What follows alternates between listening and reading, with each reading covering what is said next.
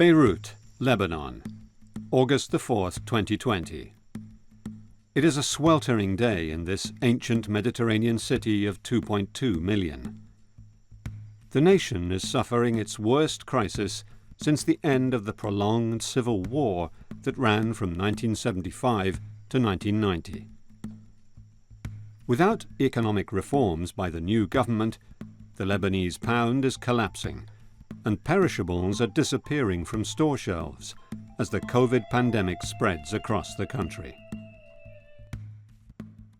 As the day comes to an end, a fire breaks out in a warehouse in the harbour.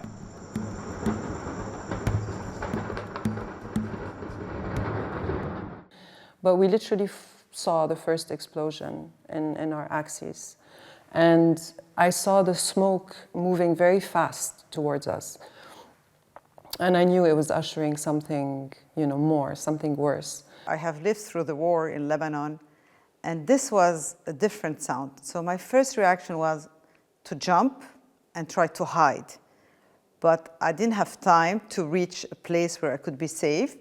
That the second blast exploded, and that was when all of the glass fell on us like bullets of glass. Yeah, well, the funny part is that, so I wasn't wearing any glasses because I usually don't, but so this wound on this side was like this. So it reached here and was pretty deep, and it got the eye. The eye was really all out, apparently, from what I understood, after they had to kind of sew it back in. There was another wound exactly parallel to this one, right here, less deep, but exactly parallel, and it stopped here. The same people who caused the civil war are the same people who caused this explosion. They are still the same. It's the same bloody names, the same. I mean, I can tell you names from 1975, 1982, 1985, 1988, 1989. They are the people responsible for the blast. We don't like giving up. Why? To whom? The explosion of the 4th of August 2020 is so massive that it can be heard in Cyprus and is registered in the United States as an earthquake. The stricken city is shell-shocked and stunned, with eventually over 200 dead and thousands more wounded or homeless.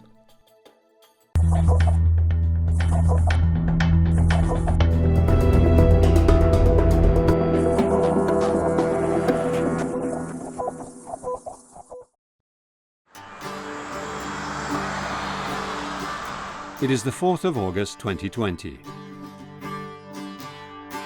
Beirut, the capital city of Lebanon, is picking up pace after the first wave of the coronavirus pandemic.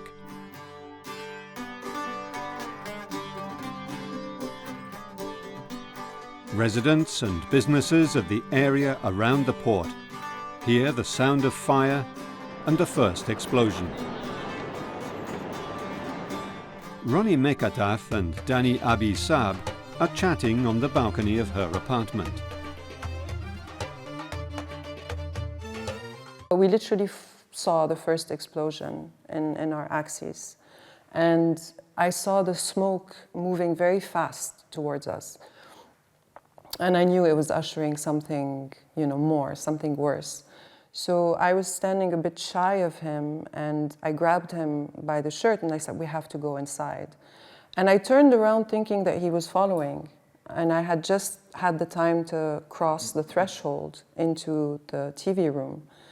And the second blast happened. J'ai descendu vers le port pour voir la mer, parce que ça me détend toujours de voir la mer. Et je vois une immense fumée. I went down to the port because it relaxes me to see the sea. And I see this huge smoke over the port, and I ask myself, what's this? Let's go home, my dear. I go home, and on the way, it must have been a few minutes to 6, I reach the house of Linda Sursok, and I hear planes, and I think, that's odd.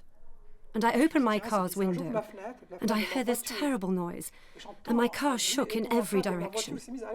Then it stopped, and all my airbags opened. Ça s'est arrêté. Je dis bon, ça s'est arrêté, et tous mes airbags se sont déclenchés. Very, very quickly after that second explosion, there was this wall of smoke coming my way with such speed that even though I was planning to get in, it was just impossible for me to make it on time. So I remember kind of, I must have said something like, oh shit, it's like turning around and starting to move towards the door to get in. But then I was like just propelled. Beirut has just been hit by the biggest man-made explosion over a major city since Hiroshima and Nagasaki. How could this have happened? Lebanon is a vibrant Mediterranean country known for its joie de vivre. Though it suffered through civil war, Israeli occupation, Syrian tutelage and political assassinations, it has remained a relative oasis of peace and progress in the troubled Middle East.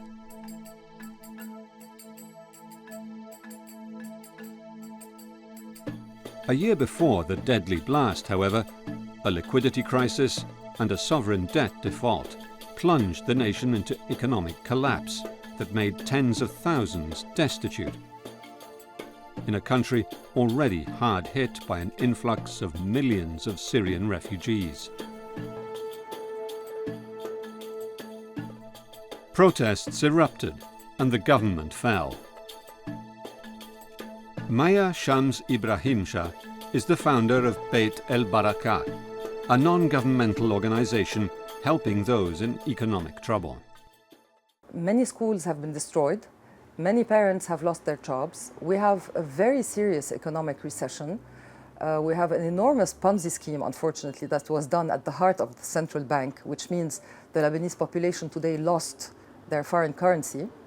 Salaries are still paid at 1,500 Lebanese pounds to the dollar, whereas the black market, it's 9,000 Lebanese pounds to the dollar. So you can imagine that today's salaries can no longer cover your daily needs in food, so you can forget about educating your children. In fact, there is it's like many mafias controlling the country.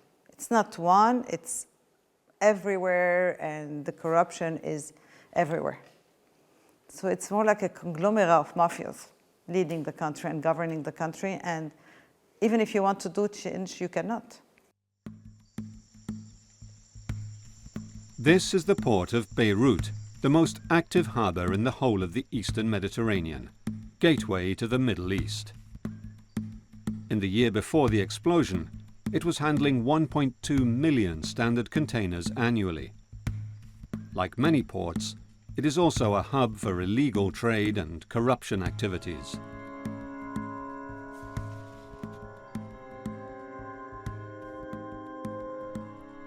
The fire breaks out at some time after 5:40 p.m. local time, and the fire brigade is called at 5:54. Platoon 5 of the nearest fire station makes its way to the scene. It is led by Shab el-Karam and includes not only his brother-in-law, but also 27-year-old paramedic Sahar Fares, who was due to be married in 2021. Gilbert Karan was Sahar's fiancé.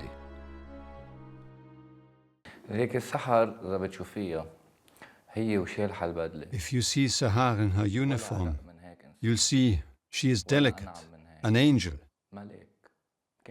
Yes, she was an angel on earth even when she wore a uniform, but she had the courage of 100 men.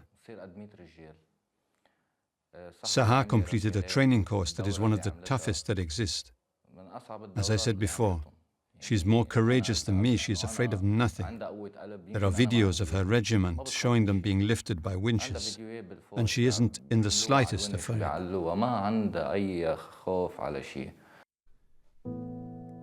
In these images, we see what they see in the last moments of their lives.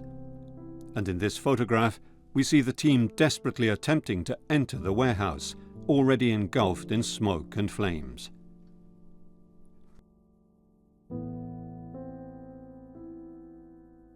Fire Chief Michel Elmour was at the fire station when he heard the sound of an explosion. On the 4th of August, we received a call from the security forces telling us that a fire had broken out in the port, while at the same time we received calls from citizens who were in the street telling us there was a lot of smoke. The 7th Division that was on duty that day received the information straight away. She went on her mission. Sahar sent a video message to say goodbye, and she was sitting on the center seat of the ambulance and waving. I asked her what was going on, and she gestured with her finger that she'd call me later.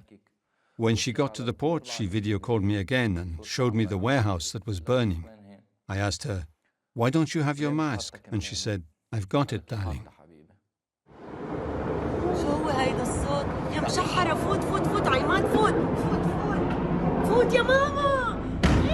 7 minutes later, there is an explosion that blows out the southern part of the building.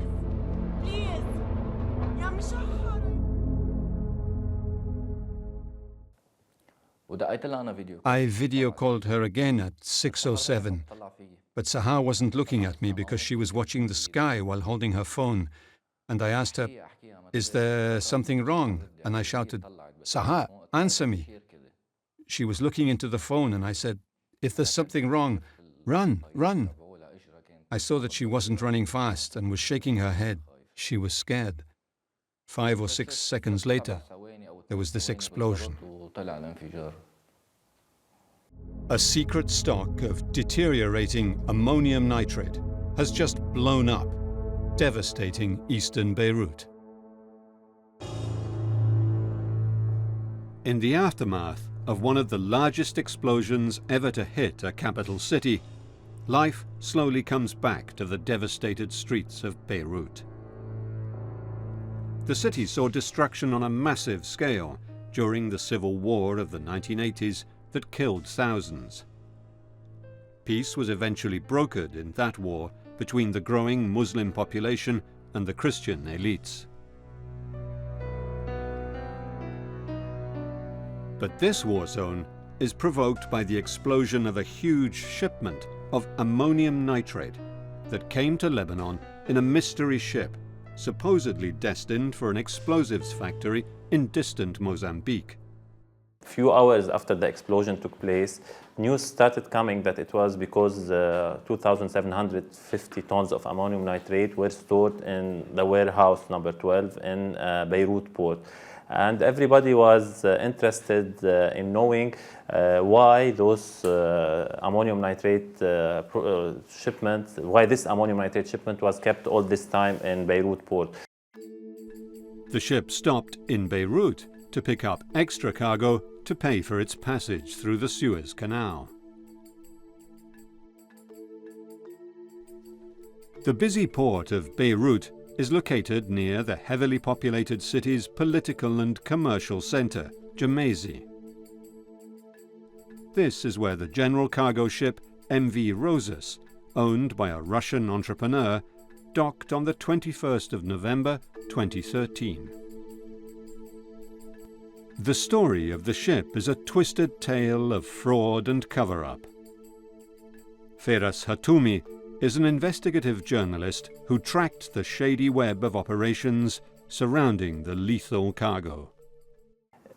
In all this story, you find everywhere you find 2 or 3 layers. For every person, for every entity, for every step, there is always a company behind a company, a person behind a person. So are all those circumstances happening by coincidence? I have my doubts, actually. Who owned the ship and where it was going are the subject of investigation. The ship was officially owned by Russian Igor Grekushkin, but he claims he just leased it from the original owner, Greek Cypriot shipping magnate Karambolos Manoli, who not only supplied him the ship, but also seaworthiness certificates issued in Moldavia. The Lebanese authorities saying that Igor Grekushkin is the real owner. Then we discovered that 6 or 7 months maybe before the shipment, Igor decided to be the operator of the ship. The weird thing was why Igor name came in, because for everyone other than the Lebanese authorities and the people who have the documents about this shipment, it was Karlombos Manoli all the time who was the owner. As Firas Hatumi's paper trail shows, Igor Grekushkin declares bankruptcy with the ship in the port. And according to the captain, the heavy equipment has damaged the ship's cargo hatches, making it unseaworthy. The captain is nervous about the state of the ship and its dangerous cargo, but is trapped aboard the rust bucket that is stuck in Beirut, perhaps not by chance. If somebody paid the amount of almost maybe $400,000 or $500,000 to buy this ammonium nitrate shipment, is it logical that he doesn't have, or he did not keep in mind that he needs some money to move through the Suez Canal and carry on to Mozambique? It's like, for example, traveling from here maybe to USA, and then after doing that, you remember that you don't have enough money to go from the airport by taxi to the hotel. You can't do the big part and forget about the small part. It's illogical. The deadly cargo is offloaded to Warehouse 12, that once stood where this 40-meter deep crater is, right in front of the grain silos that have come to represent the massive explosion. Certain letters were sent for judges here in Lebanon telling them that from people in the port who are, or the people who are in charge of the port, telling the judges, give us approval to remove the ammonium nitrate from the ship because the ship will sink at any time. It's not seaworthy. So they got an approval from the judge. I don't know if the judge knew about the danger of this material or no. The letter was written in a way to make him believe that there is a real danger if the ammonium nitrate stayed in ship.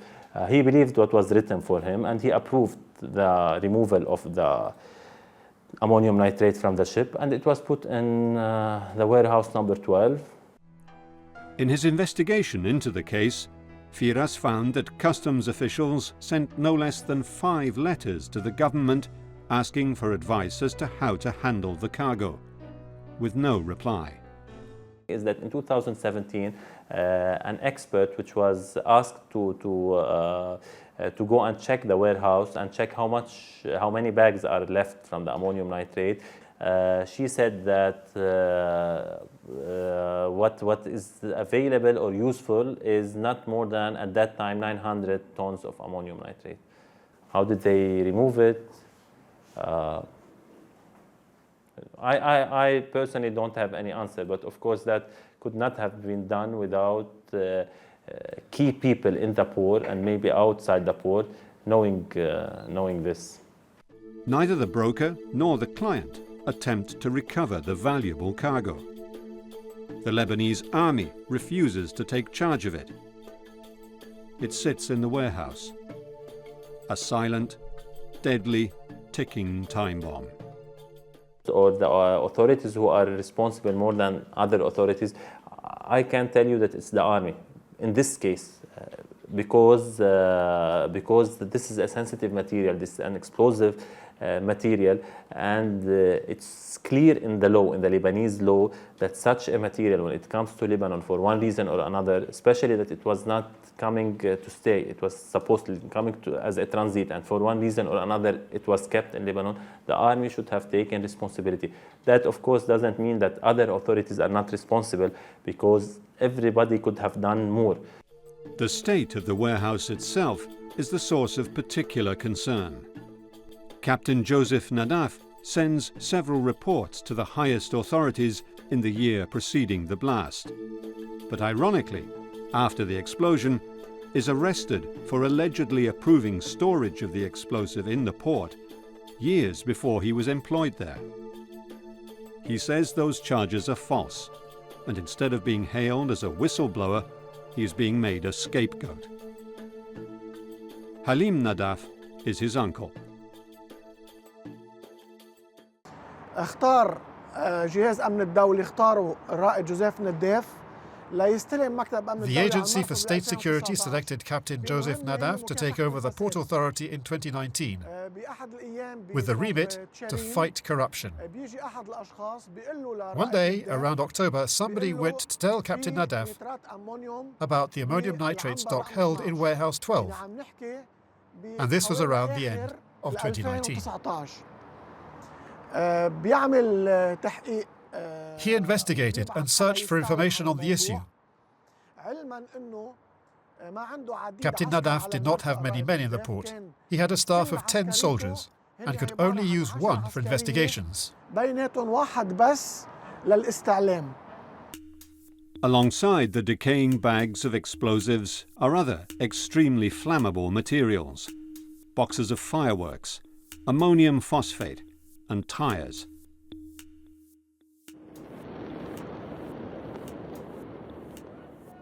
It is only a matter of time before this murderous mix blows up. بيحقق بالموضوع وبيكتب أول تقرير بيبعته ب6 He investigated the issue and sent his first report on the 6th of December 2019. That is 8 months before the explosion. In it, he said that there was a stock of ammonium nitrate in Warehouse 12 that was dangerous, that it could be stolen to make explosives, and that if it caught fire, it could destroy the port of Beirut. We're talking about 8 months before the explosion in the port of Beirut.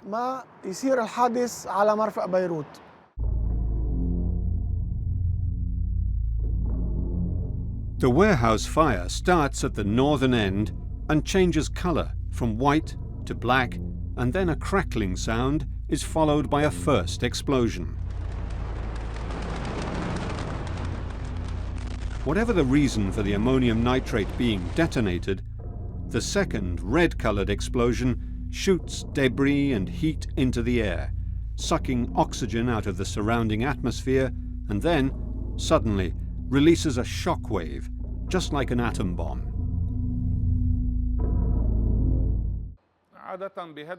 Usually, at that time of the afternoon, we are all in our rooms, preparing, God forbid, for anything that could happen during the night shift. When we were all the firefighters rushed to the vehicles, and I went down to make sure they were ready, that they all had their uniforms and they were ready to go. That's when the explosion happened. That hit us all so hard that it knocked down walls, and there were pieces of metal and glass thrown into the center of the room. If the guys had been in their rooms, they would certainly have been hit by the shock wave that followed the explosion.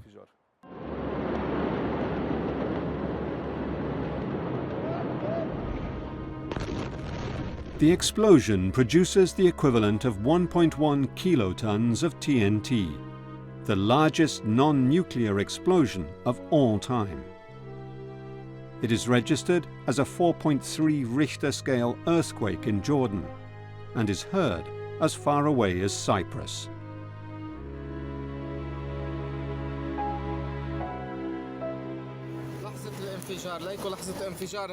The 4th of August is a particularly hot day, and when the fire breaks out in Warehouse 12, the fire brigade are on the scene in 4 minutes.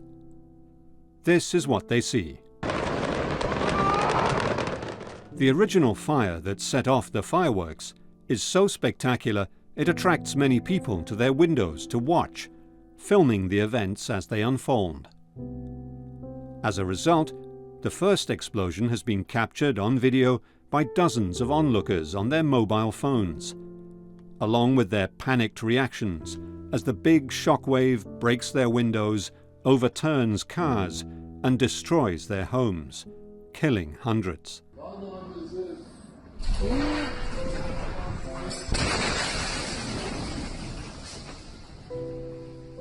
In this satellite image from NASA, each pixel represents 30 square meters. The darker the red, the more extensive the damage. The heart of the Christian quarter is the hardest hit. André Fatal's car was shattered. I began walking around, stunned, looking at what was around me, and I see arriving in the opposite direction a distraught bride in her beautiful gown, holding up her skirt like this, running like crazy all alone, with all the debris around her. And then I saw a dead bird on the pavement and I thought, oh, the poor bird died in the explosion. Well, I knew I was about to die. I saw the bird and took a picture of it. And then I saw the bride and I still thought I was about to die, that a second explosion was about to happen, and I took a picture. Kathy Shami is a media entrepreneur. That day I was in Beirut, I was at the hairdresser, and I was washing my hair, and all of a sudden I heard a huge blast. And I have lived through the war in Lebanon, and this was a different sound. So my first reaction was to jump and try to hide. But I didn't have time to reach a place where I could be safe, that the second blast exploded, and that was when all of the glass fell on us like, I don't know, like bullets of glass. I thought at that moment that it might be Israeli warplanes bombing us because it was too strong and too loud. I have never heard something as loud.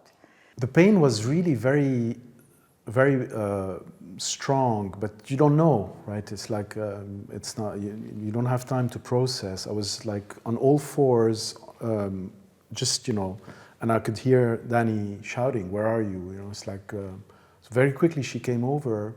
She saw that I was really hurt, and I guess she must have seen it. I don't know, because I couldn't see what was happening.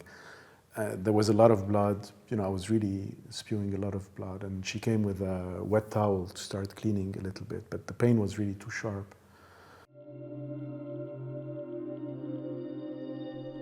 St. George's Hospital was in direct line of sight of the blast. These terrifying images, recorded by CCTV cameras at the St. George's Hospital overlooking the port, explain the high number of victims. The shockwave smashes the windows and pulls down fixtures to walls and ceilings. George Cortas is a gastroenterologist and was working late. We heard the first blast around 6:07 p.m. and I thought it was an airplane actually that was passing by. And you know, we have usually a lot of Israeli airplanes that pass over Lebanon.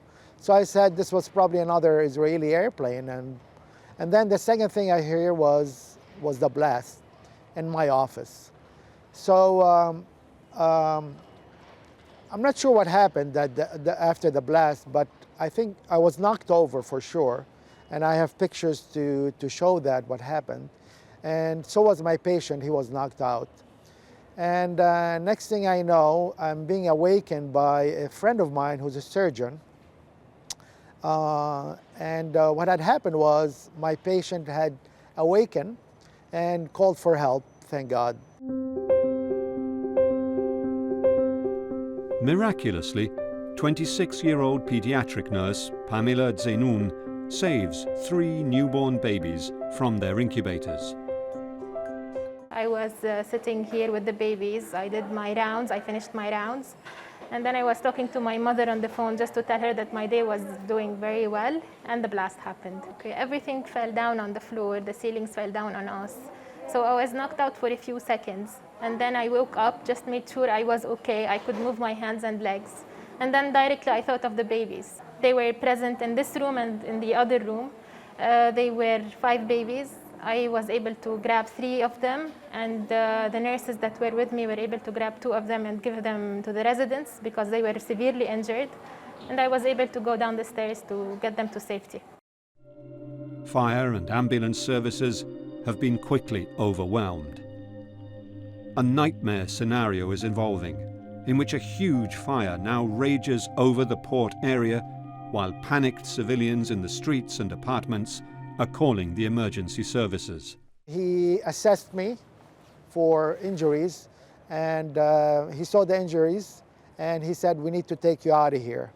So I walked with them, and we walked to come to this area here, right here actually, where they actually laid me on a bed, and my friends, 3 of them, assisted me, and they put pressure on my wounds that were bleeding, And then 3 of them decided that now we cannot take care of you, we need to take you to the emergency room. So I walked with them to the emergency room, and we actually walked over all the way and turned around the hospital to go to the emergency room. I went from this hospital to 2 other hospitals. I wasn't able to get admitted because these hospitals were also in ruins. So I had to walk around 5 kilometers to reach another hospital with the 3 babies and put these 3 babies in another hospital. She cradles them close to her chest for more than 5 kilometers through the chaotic streets. I had a cut here from glass, a cut here, and a cut right here in the back, and I was bleeding all over from my head. So, and blood was all over my body. So we arrived to the emergency room with 3 of my friends and 3 doctors, and there was no emergency room. The emergency room was completely obliterated. So other angels came to my rescue, and I say, a car passed by in front of us with a doctor, a friend of mine, and the manager of our laboratory. And they were passing by. My 3 friends stopped that car and told them, take Dr. Cortas to Hotel Dieu. The streets are covered in glass and blocked by debris, making getting to hospitals almost impossible for the injured. It is chaos. No, we ended up going on foot, even though, I was convinced that it was probably shelling that fell in my building. So in my consciousness, I'm like, I just need to grab my keys, my car. I was wearing flip-flops at the time, and I don't even know why, don't ask me why, but I took the time to go and put sneakers on. And thank God, because I was convinced that within 10 minutes we would get to the emergency room with my car or his or whatever. And when we stepped downstairs and saw that, there was chaos everywhere, and still we're under the shock, so you can't really comprehend or absorb the magnitude. Like, I had no idea what had just happened.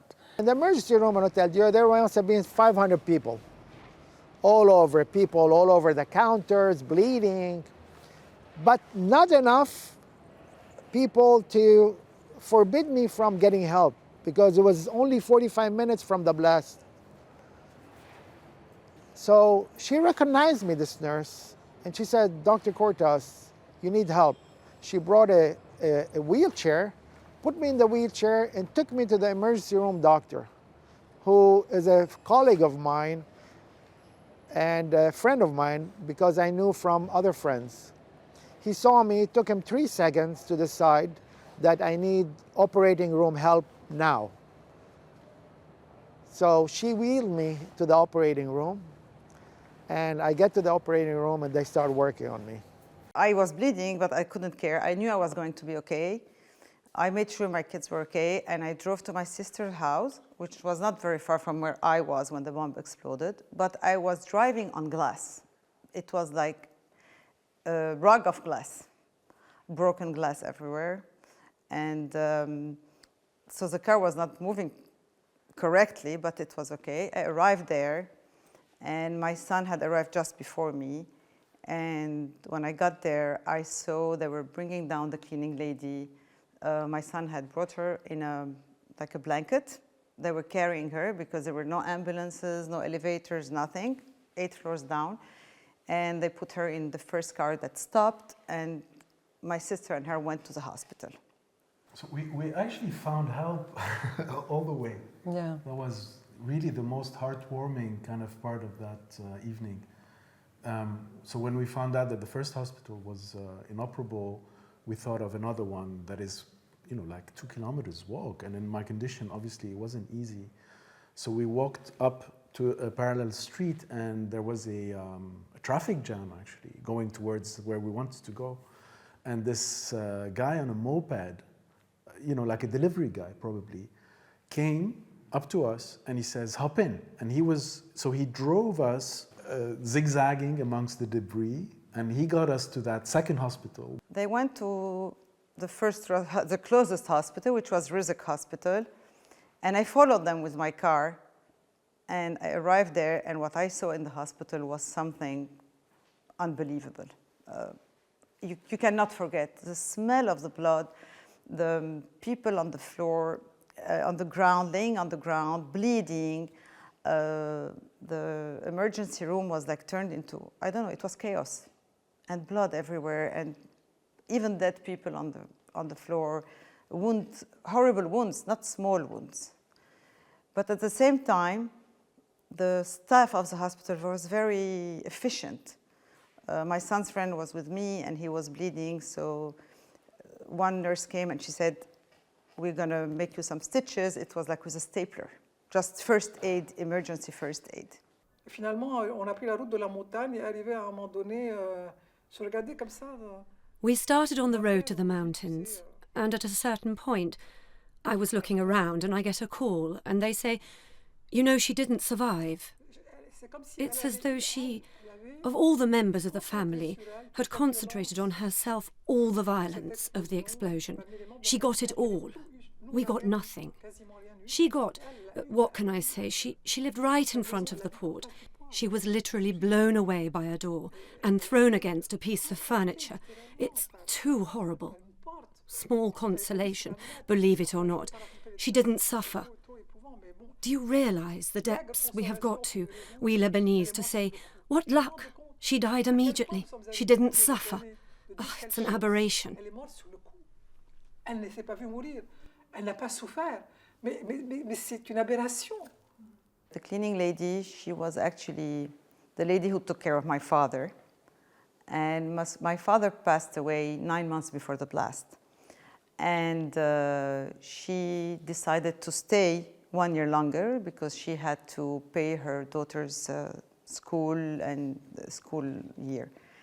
And she said, I would like to stay 1 more year with you. So she stayed between me and my sisters, each one of us. She was moving around.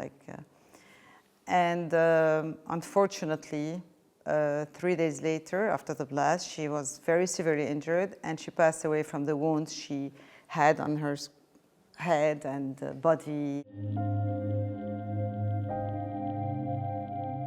The death toll rises by the minute to reach more than 200, with 6,500 people injured. The city infrastructures are devastated. The firehouse where Platoon 5 left from is also destroyed. Hospitals and police stations have to be abandoned. It is the final catastrophe for this nation in crisis. 300,000 people have been left homeless.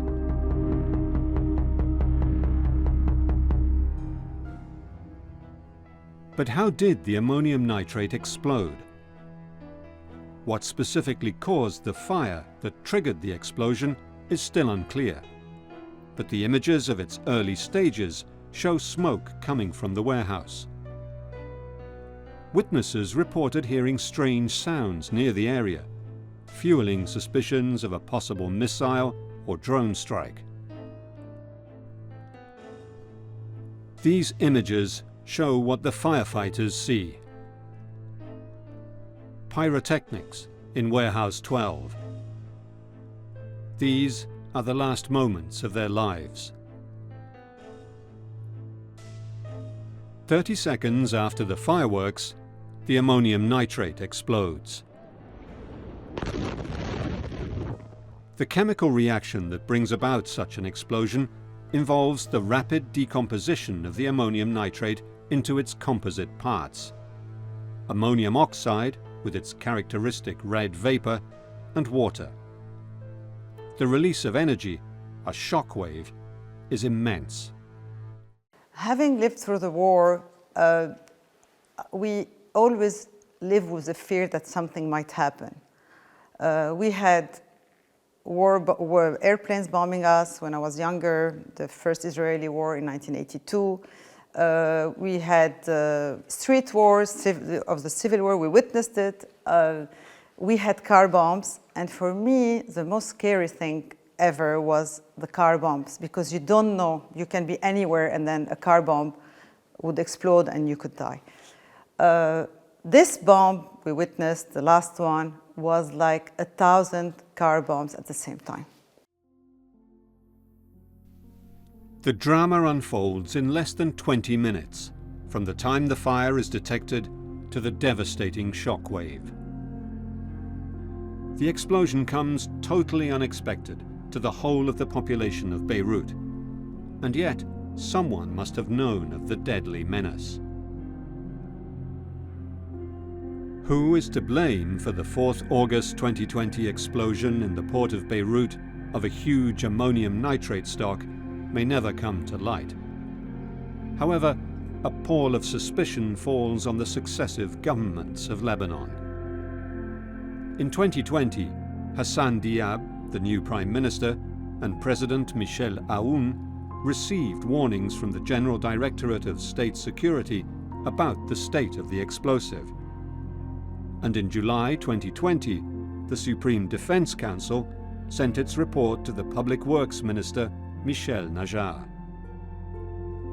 Nothing was done. But inefficiency may not be enough to explain the disaster. In his months-long investigation, journalist Firas Hatoumi took a critical look at the original deal between the Mozambique explosives factory and the ammonium nitrate producers in Georgia. When I talked to the factory in Mozambique, their answers were not convincing for me. And they told me that we have nothing to do with this shipment. We just ordered 2,750 tons of ammonium nitrate from a company called Savaro. That's all what we know. So I told them, okay, what's this company? Do you know with whom you were dealing? Who was the person you were calling? Do you have any emails? They refused to give all this information. So the presence of a middle company, before knowing that it's a shell company, raised question marks in my approach to the story.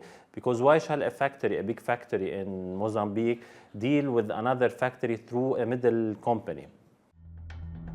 The proximity of one of the world's longest-running wars and the arms embargo imposed on the Syrian regime may have tempted friends of Syria to remove some of the powerful explosive for use in bombs. But thus far, nothing linking the explosives to terrorist groups or Hezbollah has been proved in court. I tried to find all the shell companies that were in 2013 registered on the same address as Savaro. There were around 70 at that time. Yeah, all of them, they were shell companies, just like Savaro. No real activity, no people with real business activity in charge of them, just front people. The only company I found sharing the same address with Savaro and with real business activity was a company called Hesco Engineering and Construction. Hesco Engineering and Construction was owned by George Haswani at that time. And George Haswani is a Syrian businessman who got sanctioned in 2014 for trying to help the Syrian regime. That's what the Americans accused him of. The ship's ownership was opaque, owned by frontmen and bought by a bank tied closely to Syrian businessmen and now subject to an FBI investigation. They were all big clients in a bank called FBME. This bank was later on sanctioned also by the Americans for money laundering. Okay, and in this bank, where they have lots of accounts and where they used to move lots of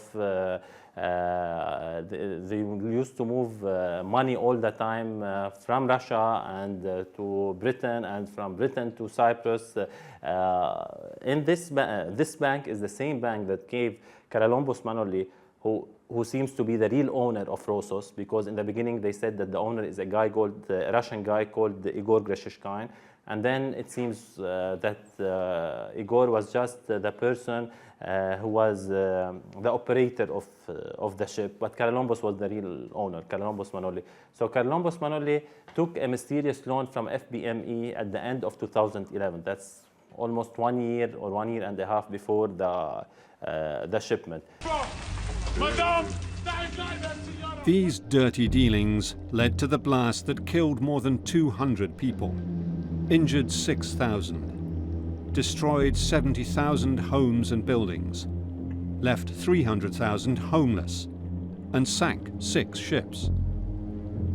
Nearly a year after the tragedy, omissions and obstacles in the investigation are fueling concerns the truth may never be fully revealed, despite the courageous efforts of investigative journalists.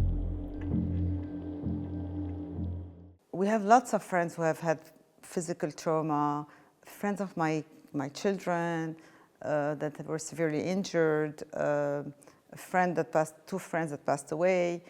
You know, this bomb, it's like, if I don't know the person personally, then my son knows it, or my daughter, or it's like, it was a very close circle. Each Lebanese, I think, during this blast knew someone who had been either severely injured or lost their homes or passed away. It's a melting pot of emotions. It's of course a lot of anger, because during the civil war, unfortunately, none of the politicians and the warlords were punished. Maybe just one, but on so many levels, there were so many people who needed to go to jail just for us as a people to have closure. None of them went to jail, except for one. And then now when you look at this event that happened, first of all, the same people who caused the civil war are the same people who caused this explosion. They are still the same. It's the same bloody names, the same. I mean, I can tell you names from 1975, 1982, 1985, 1988, 1989. They are the people responsible for the blast of 2020. This is unbelievable. Once again, the Lebanese are rebuilding after a futile and deadly tragedy. This may be Lebanon's darkest hour, but there is hope buried beneath the rubble. Hundreds of young Lebanese have come back to Beirut, or decided to remain instead of going abroad, to clean up once again and begin building a new, more promising future for a city forced to once again rise from the ashes.